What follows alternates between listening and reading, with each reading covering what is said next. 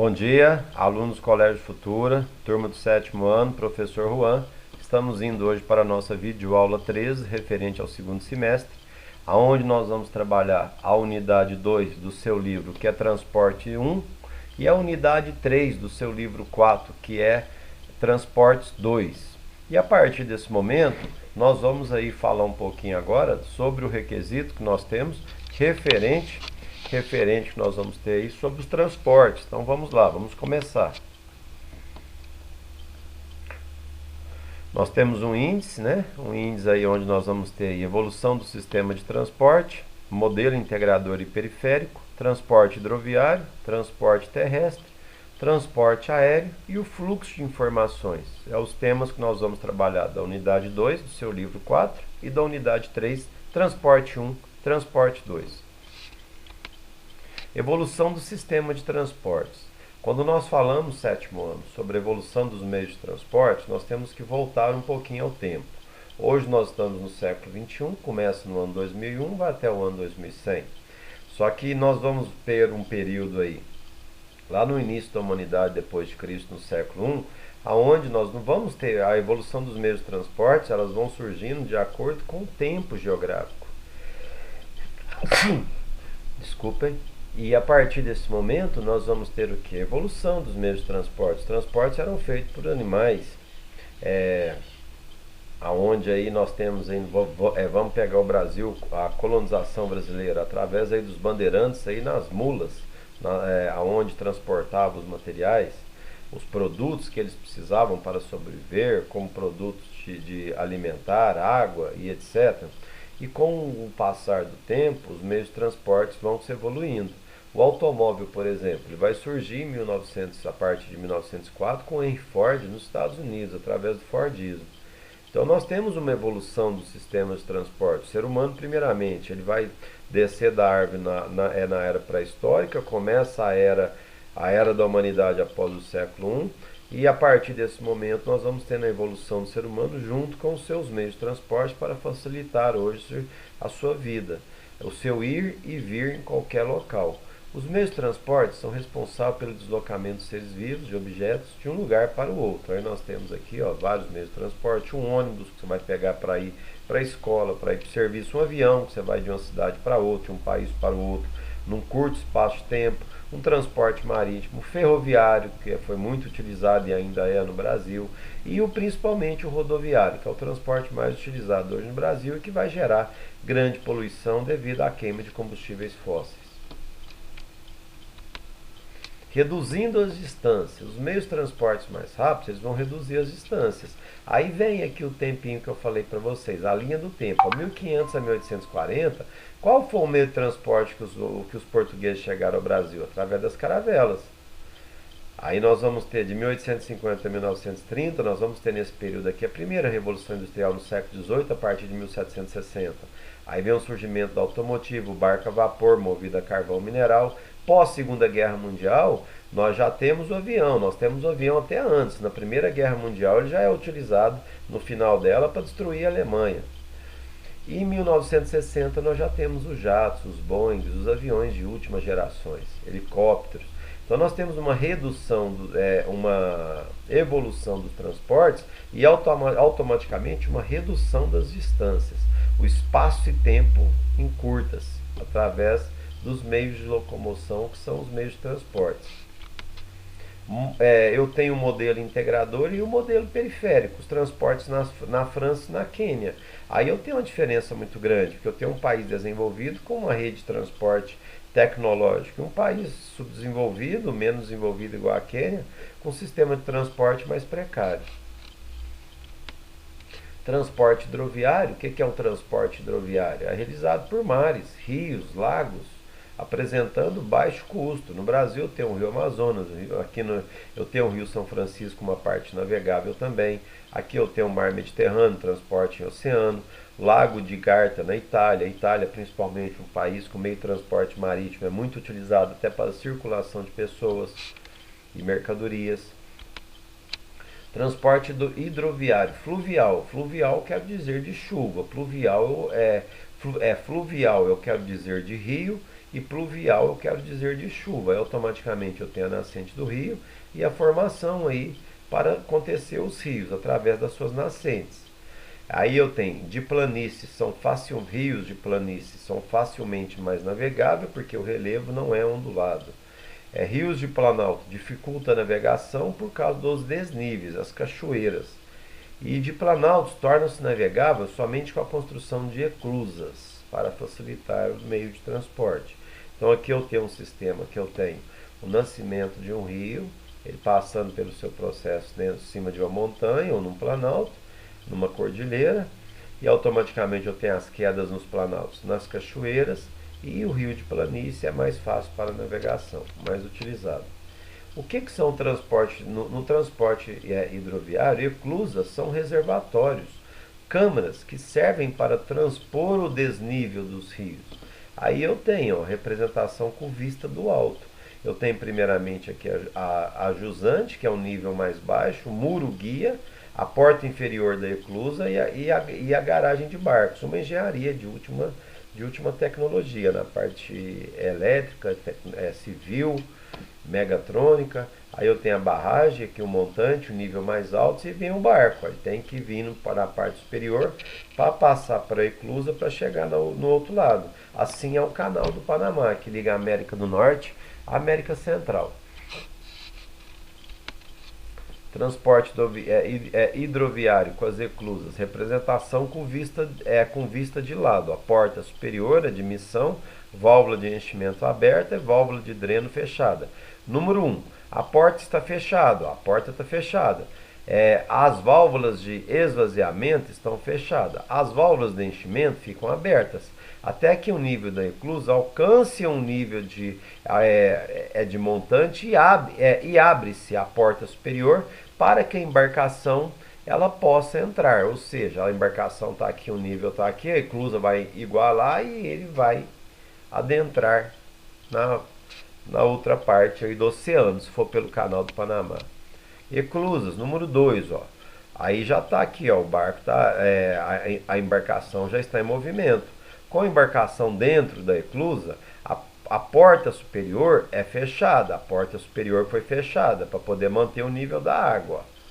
E a partir desse momento, as válvulas de enchimento que estão aqui, ó, aqui elas, ó, válvula de enchimento, são fechadas e as válvulas de dreno, elas são abertas até que ao nível da eclusa alcance o nível da jusante. O 3, ó, lá onde já está a embarcação, já chegou, ó. Quando o nível da eclusa está igual ao nível da jusante, a porta inferior é aberta para que a embarcação possa seguir viagem. Aí eu tenho um sistema de eclusas no transporte hidroviário. As embarcações, evolução do tamanho das embarcações. Primeira geração, de 1958 a 1970. Comprimento, 135 metros. Calado, menos de 9 metros, que é a largura. Toneladas, eu vou ter 500 metros. Comprimento, 200 metros, aí vai tendo a evolução, vai aumentando. E vai aumentando o número de toneladas a ser carregadas nas embarcações. Comprimento, 215, 1970 para 1980. Toneladas, eu já tenho de 1.000 a 2.500 toneladas. A terceira geração já tem um comprimento de 290 metros, 4.000 toneladas. Eu já tenho na quarta geração, de 1988 no ano 2000, 275.000 a 305 metros, o tamanho de uma embarcação, de um navio, transportando de 4 a 5.000 toneladas. E a quinta geração, até 335 metros, suportando 6 a 8.000 toneladas. Aí vem o transporte ferroviário, muito utilizado no Brasil, antes da era Juscelino Kubitschek na presidência da República, porque quando o JK assume a presidência, ele constrói Brasília e automaticamente ele vai interligar com as rodovias. E automaticamente a ferrovia é mais deixada de lado. Existe o transporte ferroviário muito utilizado no Brasil hoje ainda, por várias empresas, mas só que não é como era antigamente. O transporte ferroviário é menor custo para o consumidor, se fosse circulação de pessoas, como tinha antigamente, e menos poluição. O transporte ferroviário, a queima de combustíveis fósseis, vai trazer mais monóxido de carbono na atmosfera e automaticamente aumenta o aquecimento, a temperatura da Terra pelo efeito estufa e vem a consequência do aquecimento global. As ferrovias apresentam baixo custo, elas ganham impulso no século XIX, que a primeira revolução industrial aconteceu no século XVIII na Inglaterra. locomotivas movidas a vapor, circulação de mercadorias e pessoas. Transporte ferroviário no Brasil, acabei de falar. A expansão no século XIX, escoamento de produção, século XIX, cafeicultura no Sudeste, de 1889 a 1930, durante o século XX, o final do século XIX e 3 décadas do século XX, até 1930, nós vamos ter a República Velha, a cafeicultura no Sudeste, canaviais na zona da mata nordestina. Século XX e século XXI, nós temos minérios no Pará e Minas Gerais transportados pelas ferrovias. Grãos de soja do Mato Grosso e São Paulo, carvão mineral em Santa Catarina. Aí agora eu tenho um transporte ferroviário, trens velozes, que nós chamamos trem-bala. Trem de grande velocidade, utilizado na Europa, no Japão e China, facilita a circulação de pessoas, distribuição e mercadorias. Aí vem, com a tecnologia do século XXI, com a globalização, com a internet, os meios tecnológicos, os meios de transporte são altamente tecnológicos, tanto como trem como automóvel. Se você tiver bom poder aquisitivo, você compra carro que o piloto automático dirige para você. Transporte rodoviário, transporte mais utilizado no Brasil, que mais polui o meio ambiente devido à queima de combustíveis fósseis, produtos derivados do petróleo.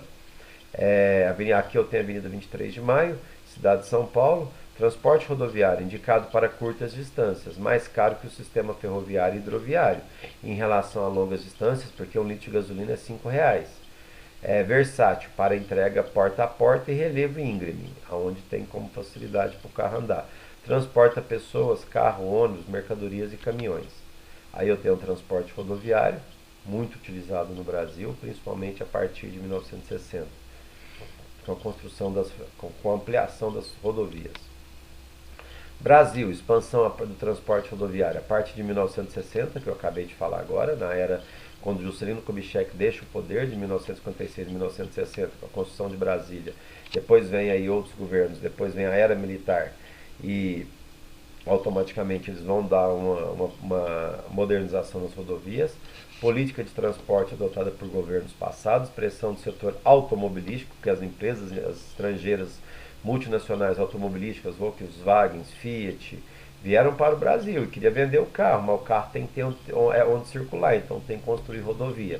Expansão com a transformação do Brasil em país urbano industrial, sistema mais utilizado no país, considerado como opção errada devido ao país ter grande extensão territorial. Considerado um sistema custoso e poluente. E muito poluente. Sistema de transporte, rodovia, quantidade de carga por quilômetro em toneladas, 30 toneladas. Custo de transporte, preço relativo 9, ferrovia 125 toneladas, custo de transporte 3. Hidroviário 575 toneladas, custo relativo 1. Aeroviário eu não tenho aqui a quantidade em toneladas, mas eu tenho um custo. Então, ou seja, o transporte rodoviário é o custo dele, caso devidos aos produtos derivados da gasolina, como a gasolina e o diesel. Rodoviário, opção para pequenas distâncias, versátil para entrega porta a porta e relevo íngreme. Ferroviário e hidroviário, opção para longas distâncias, grande capacidade de carga e baixo custo. Transporte rodoviário no Brasil. Eu tenho transporte urbano, prioridade ao transporte por carro, em detrimento ao transporte coletivo. Problemas de congestionamento, emissão de poluentes, gases de efeito estufa.